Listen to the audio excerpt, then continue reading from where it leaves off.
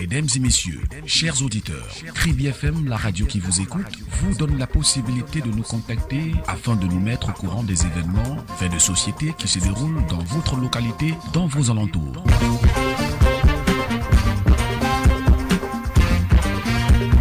Informez-nous pour qu'on puisse mieux vous informer. Kribi FM répond au numéro de téléphone 651 48 72 64 6 97 09 23 75. Kribi FM, la radio citoyenne, la radio qui vous écoute, la radio toujours plus près de vous.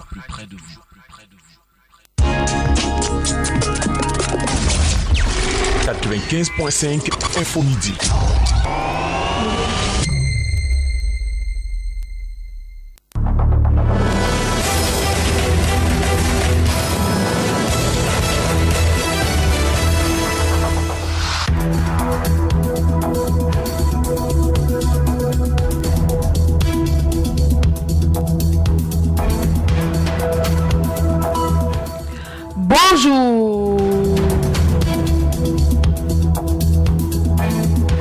Lundi 12 mars 2018, bienvenue au journal. Toute une semaine consacrée à la courtoisie au volant, il faut le faire, tellement l'incivisme s'ancre de plus en plus dans nos habitudes, au point où les conducteurs menacent le haut du pavé. Le dossier de 95.5 Info Midi parle justement de l'incivisme des conducteurs au volant. C'est un fait déjà constaté qu'on va simplement évoquer en rappelant surtout les modalités à remplir pour être un bon conducteur. Notre fait de société du jour parle de ces mototaximens de la ville de Kribi qui ne connaissent pas les destinations mais qui se réclament tout de même comme conducteurs à part entière de ce seul moyen de transport de la cité balnéaire. En sport football, la 7e journée du championnat MTN Elite 1 et la 3e journée de la MTN Elite 2 se sont disputées hier dimanche. On revient en fin de ce journal sur les résultats des différentes rencontres. Voilà pour les titres, mesdames, messieurs, et merci pour votre fidélité au journal.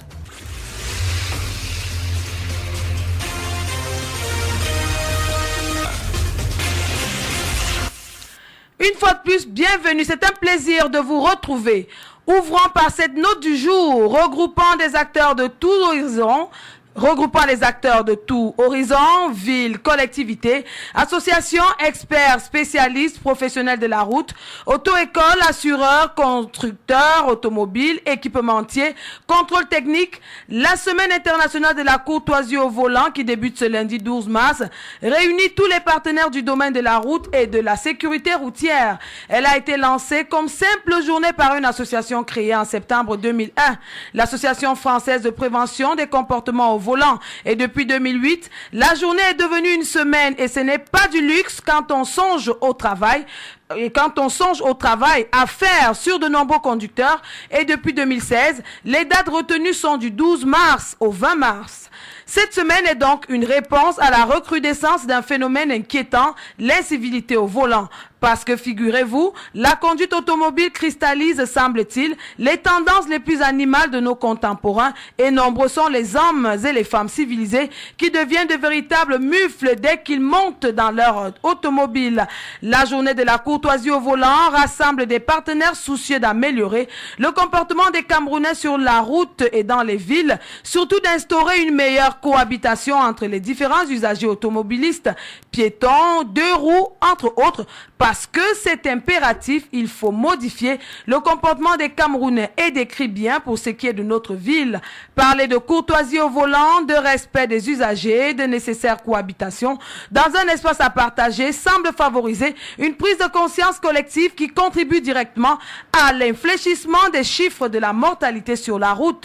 Cette baisse sensible au Cameroun depuis quelques années semble donc marquer le pas sur place, d'où une incitation à intensifier les efforts. Parce que, faut-il encore le rappeler, la courtoisie au volant, c'est tous les jours et pas seulement un jour ou encore une semaine, mais toute l'année durant. Alors, soyons courtois au volant et même dans notre vie de tous les jours. Cette note nous conduit dans notre dossier de la rédaction qui lui décrit l'incivisme au volant. Ce n'est donc un secret pour personne. L'incivisme au volant gagne du terrain dans la ville de Kribi. Excès de vitesse, ivresse au volant, non-respect du code de la route sont les exemples matériels de l'incivisme observé sur nos routes. Et c'est le constat que vous faites pour nous, David Zo. C'est un fait qui ne souffre d'aucune contestation.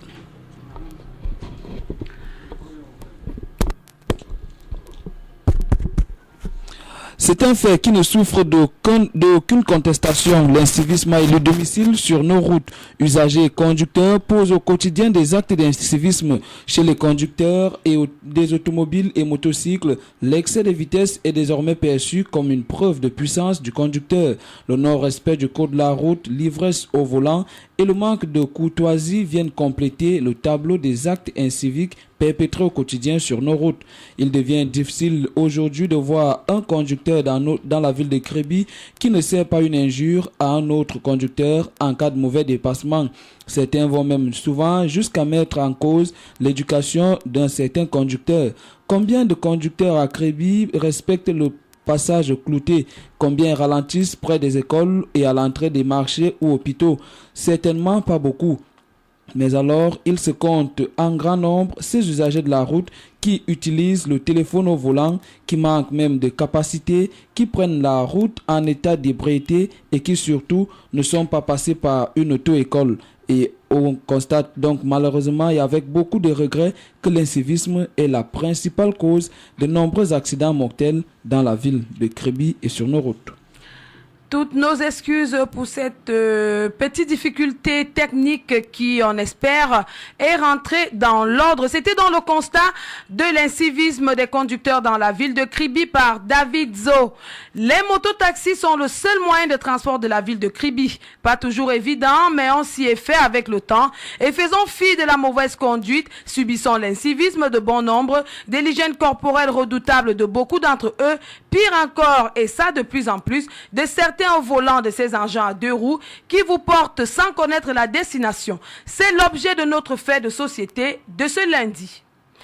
Est-ce que vous vous imaginez un matin à 7h moins 15, sans compter avec la rareté des motos, à cette heure-là de la matinée, parce que priorité aux élèves, que l'un d'eux se décide enfin de vous porter pour votre lieu de service, lui ayant bien évidemment donné votre destination avant? Quelques mètres plus tard, le mototaximène vous dit sans gêne qu'il ne connaît pas la destination et se réfère plutôt à vous, mais espère être payé à l'arrivée après lui avoir servi de guide. Triste scénario, n'est-ce pas? Mais que beaucoup de Kribiens vivent au quotidien. Alors, question, de qui se moque-t-on? Cela est-il justifiable pour un conducteur de moto digne et responsable? Où est passée la capacité qui est cette attestation qui vous habilite à circuler dans la ville en tant que telle? Est-ce l'autorité administrative qui laisse faire ou c'est simplement la faute ou du ressort des responsables des auto-écoles? Autant de questions qui démontrent la gravité de cette situation qui s'apparente négligeable parce qu'il s'agit là de la sécurité des usagers que nous sommes. Et rassurez-vous, le nombre de ces mototaximènes d'un jour ou de quelques heures est plutôt croissant et c'est dire qu'avec l'extension de la ville, il y en aura encore et encore. Dans notre rôle de sensibiliser, c'est donc une invite aux autorités compétentes et bien sûr les responsables des auto-écoles d'en faire une véritable préoccupation pour la sécurité des usagers. Pourtant, il existe bien des modalités à remplir pour un bon conducteur et qui ne coûte, ça c'est sûr, ne coûte pas les yeux de la tête. C'est juste une question de volonté, d'amour pour la profession, de fierté et enfin de la sécurité du chauffeur qu'on est, mais aussi et surtout de la sécurité des clients. Et parlant justement de modalités, parce que conduire est un art, c'est l'art de conduire, un art qui nécessite pourtant une certaine maîtrise de l'environnement et des techniques y afférentes.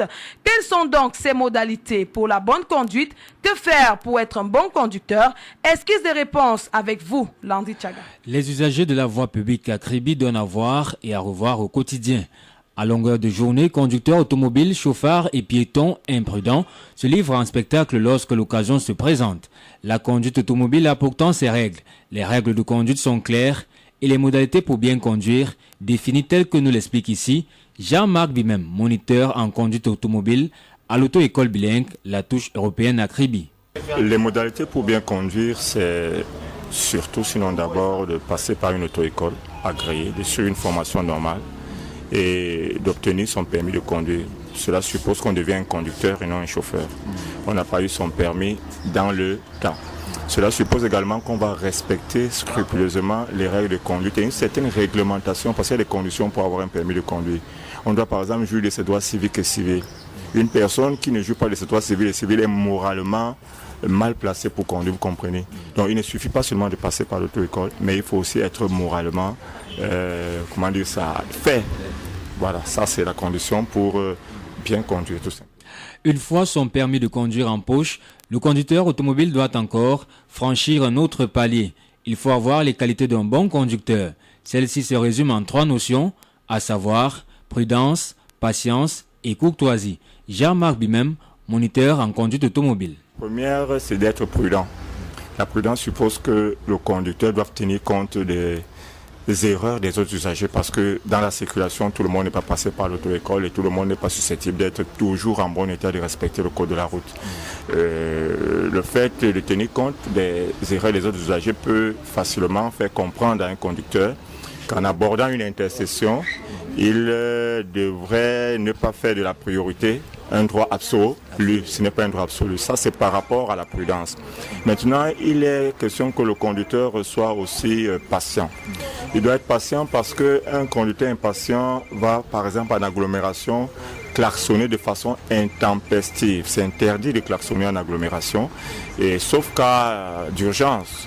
Donc, il est bon qu'un conducteur soit tout simplement patient, qu'il accepte, par exemple, dans les bouchons, que la circulation se décante progressivement et qu'il reste froid. Ça, c'est une question de patience. La dernière qualité, c'est qu'il doit être courtois. La courtoisie du conducteur va l'amener à ne pas se déconcentrer ou bien de changer d'état ou bien d'être permanemment prudent parce que en n'étant pas courtois, on entend souvent dans la circulation, oh tu as pris, ou là tu es parti chercher ton permis, ou est dans cette seconde-là, l'accident peut arriver parce que l'accident c'est une seule seconde. Voilà en gros ce que je pouvais dire par rapport. Les conducteurs automobiles remplissent-ils ces qualités à Kribi? La question reste posée au moment où l'incivisme des usagers de la route se fait de plus en plus décrier. Pourtant simple, ces modalités à remplir pour être un bon conducteur Landry. On espère que le message est passé. Tout compte fait, c'est la semaine de la courtoisie au volant. Alors, faites tout de même pour cette semaine un peu d'effort, chers conducteurs.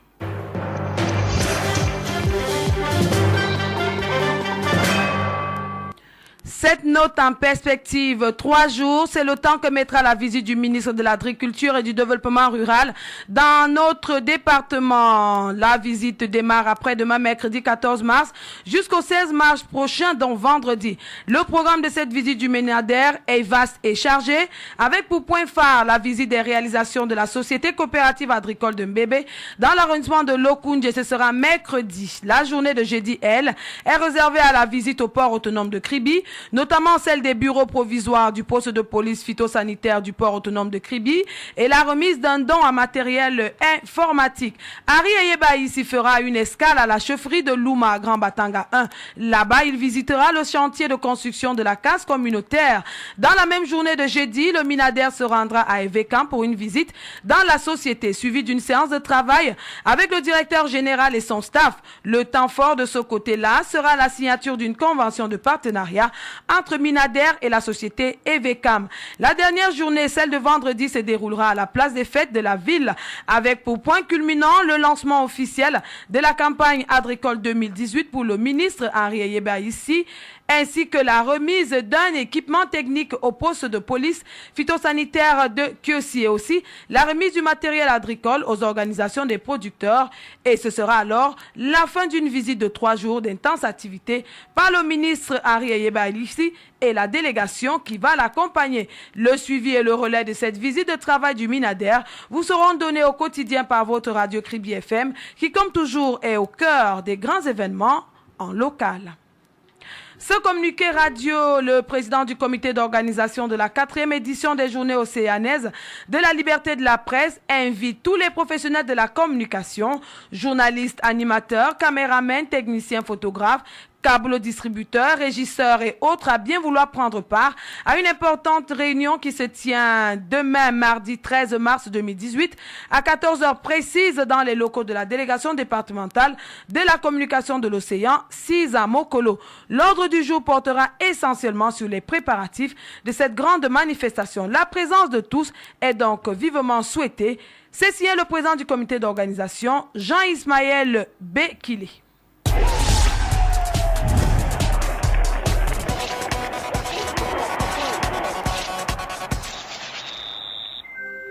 Du sport, football avant de refermer ce journal, week-end de championnat avec la MTN Elite One et tout.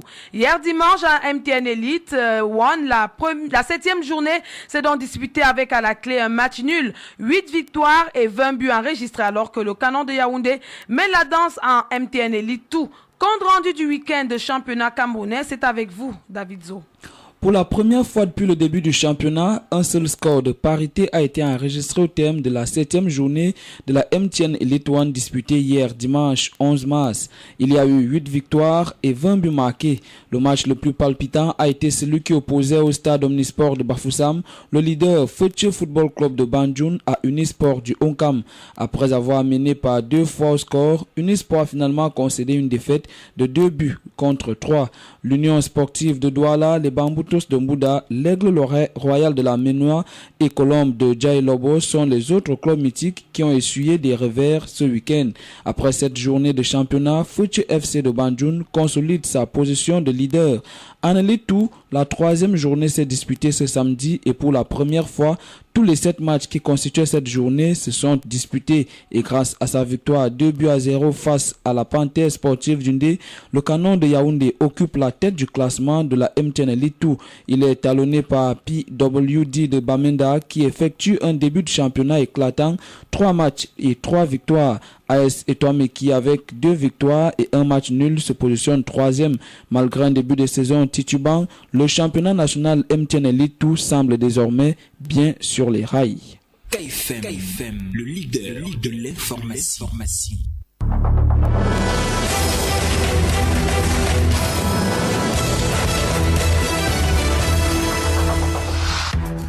17 minutes, c'est le temps exact qu'a duré ce journal qui se referme. Je vous rappelle l'essentiel qui l'a constitué.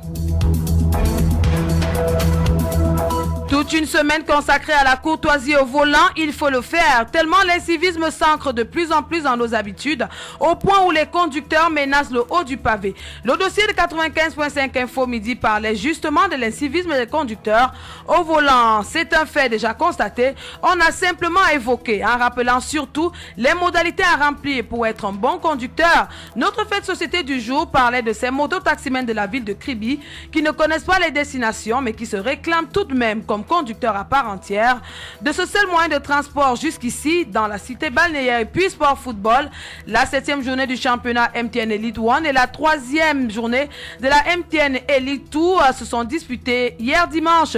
On est donc revenu sur les résultats des différentes rencontres. Journal mise en onde et réalisé par Ludovic et Wandje, préparé par l'ensemble de la rédaction. Je suis Aurélie Crescence Bida. Nos journaux sont en ligne sur notre chaîne YouTube Kribi FM. Et merci pour vous tous qui nous suivez en direct de notre page Facebook. Une conscience troublée par les désirs ne peut se libérer. Une sagesse troublée par l'ignorance ne peut se développer. C'est une pensée de Bouba. Je vous laisse la méditer pour ce début de semaine. Sur ce, merci pour votre fidélité au journal, surtout de faire le choix de la radio leader. Bonne suite des programmes à tous. À demain 12h avec le même plaisir.